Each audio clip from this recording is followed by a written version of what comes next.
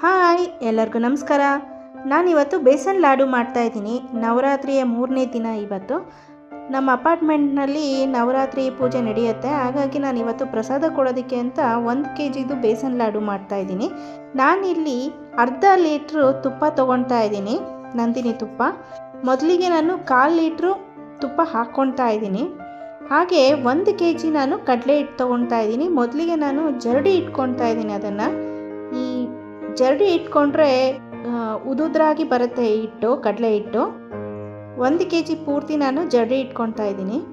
1 kg ಪೂರ್ತಿ ಆಯಿತು ಜರಡಿ ಇಟ್ಕೊಂಡು. ನಾನು ಹಾಕ್ಕೊಂಡಿರೋ 1/4 ಲೀಟ್ರ್ ತುಪ್ಪಕ್ಕೆ ಈಗ ನಾನು ಕಡಲೆ ಹಿಟ್ಟು 1 kg ಕಡಲೆ ಹಿಟ್ಟನ್ನ ಮಿಕ್ಸ್ ಮಾಡ್ಕೊಳ್ತಾ ಇದ್ದೀನಿ. ಹಾಗೆ ಮತ್ತೆ 1/4 ಲೀಟ್ರ್ ತುಪ್ಪ ಹಾಕ್ಕೊಳ್ತಾ ಇದ್ದೀನಿ. ಒಟ್ಟಿಗೆ ನಾನು ಅರ್ಧ ಲೀಟ್ರ್ ತುಪ್ಪ ಹಾಕ್ಕೊಳ್ತಾ ಇದ್ದೀನಿ 1 kg ಕಡಲೆ ಹಿಟ್ಟು ಬೇಸನ್ ಲಾಡುಗೆ. ಹಾಗೆ ಚೆನ್ನಾಗಿ ತಿರುಗಿಸ್ಕೋಬೇಕಾಗತ್ತೆ. ಇದನ್ನು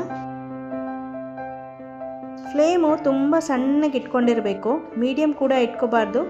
ಕಡಲೆ ಹಿಟ್ಟು ಬೇಗ ತಳ ಇಟ್ಕೊಂಡ್ಬಿಡುತ್ತೆ. ನೋಡಿ, ಇದೇ ಥರ ತಿರುಗಿಸ್ಕೋಬೇಕು ಎಲ್ಲ.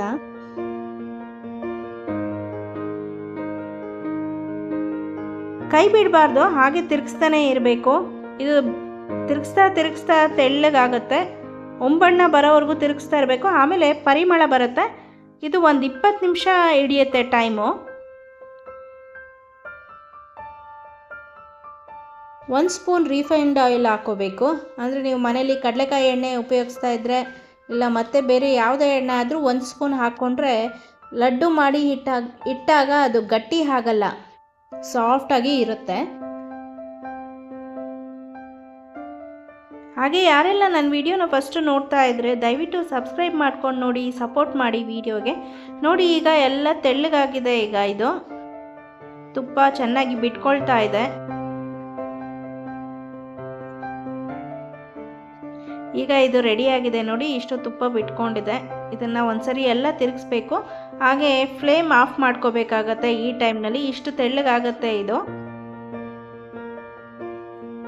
ನಂತರ ಇದನ್ನು ಪೂರ್ತಿ ತಣ್ಣಗಾಗಕ್ಕೆ ಬಿಡಬೇಕು. ನೋಡಿ, ತಣ್ಣಗಾದ್ಮೇಲೆ ಈ ಥರ ಆಗತ್ತೆ ಇದು.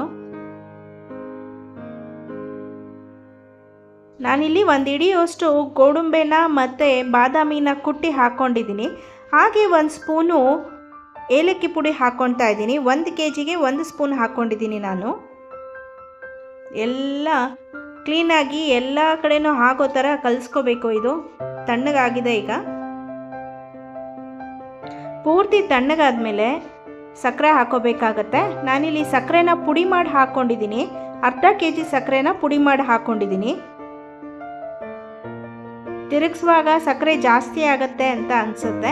1 kg ಕಡಲೆ ಹಿಟ್ಟಿಗೆ ಅರ್ಧ ಲೀಟ್ರು ತುಪ್ಪ, ಅರ್ಧ kg ಸಕ್ಕರೆ ಹಾಕೋಬೇಕು. 1 ಸ್ಪೂನು ಏಲಕ್ಕಿ ಪುಡಿ ಹಾಕ್ಕೊಂಡ್ರೆ ತುಂಬ ಚೆನ್ನಾಗಿ ಬರುತ್ತೆ. ಸ್ವೀಟ್ ಹೌಸಲ್ಲಿ ತಂದಂಗೆ ಇರುತ್ತೆ. ನೀವು ಮನೇಲಿ ಒಂದ್ಸರಿ ಮಾಡಿ ನೋಡಿ, ಹೇಗಾಯಿತು ಅಂತ ಕಮೆಂಟ್ ಮಾಡಿ ಹೇಳಿ. ನೋಡಿ, ಈ ಥರ ಎಲ್ಲ ಕಲಿಸ್ಕೋಬೇಕಾಗತ್ತೆ. ಎಲ್ಲ ಕಡೆನೂ ಹಾಕಬೇಕದು ಕಡಲೆ ಹಿಟ್ಟಿಗೆ.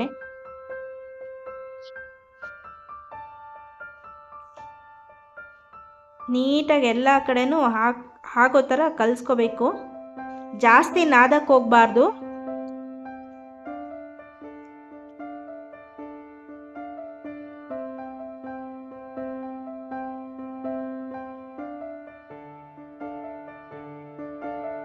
ನೋಡಿ, ಈಗ ಎಲ್ಲ ಕಡೆ ಕಲಿಸ್ಕೊಂಡಿದ್ದೀನಿ. ನೋಡಿ, ಈ ಥರ ಆಗಿದೆ. ಇಷ್ಟು ಹದದಲ್ಲಿ ಇರುತ್ತೆ ಇದು. ತೆಳ್ಳಗೇನು ಆಗಲ್ಲ ಇದು ಸಕ್ಕರೆ ಪುಡಿ ಹಾಕಿದ ತಕ್ಷಣ. ಈ ಥರ ಒಂದೇ ಕೈನಲ್ಲಿ ಉಂಡೆ ಕಟ್ಟಿದ್ರೆ ಸಾಕಿದು. ತುಂಬ ರುಚಿಯಾಗಿರುತ್ತೆ. ನೀವೊಂದ್ಸರಿ ಮಾಡಿ ನೋಡಿ.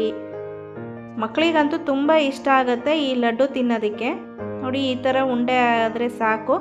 ಈ ಉಂಡೆ ನಿಮಗೆ ಯಾವ ಸೈಜಲ್ಲಿ ಬೇಕೋ ಆ ಸೈಜಲ್ಲಿ ಕಟ್ಕೋಬೋದು. ನಾನಿಲ್ಲಿ ಮೀಡಿಯಮ್ ಸೈಜ್ನಲ್ಲಿ ಕಟ್ಟಿದ್ದೀನಿ. 1 kg ಕಡಲೆ ಹಿಟ್ಟಿಗೆ 63 ಉಂಡೆಗಳಾಗಿದೆ, 63 ಲಾಡುಗಳಾಗಿವೆ. ಇದು ನಾನು ಅಲಂಕಾರಕ್ಕೆ ಪಿಸ್ತಾನ ಕಟ್ ಮಾಡಿ ಹಾಕ್ಕೊಳ್ತಾ ಇದ್ದೀನಿ.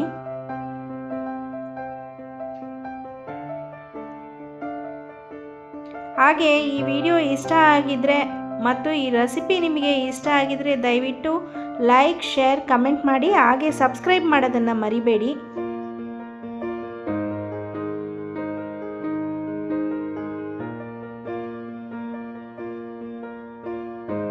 ಇವತ್ತಿನ ಸಂಜೆ ಪೂಜೆಗೆ ಬೇಸನ್ ಲಾಡು ರೆಡಿಯಾಗಿದೆ. 63 ಲಾಡುಗಳಾಗಿದೆ. ಹಾಗೆ ಈ ರೆಸಿಪಿನ ಹೆಚ್ಚೆಚ್ಚು ಶೇರ್ ಮಾಡಿ. ನಾನು ಮತ್ತೆ ನಿಮಗೆ ಇನ್ನೊಂದು ರೆಸಿಪಿಯೊಂದಿಗೆ ಸಿಗ್ತೀನಿ. ಧನ್ಯವಾದಗಳು.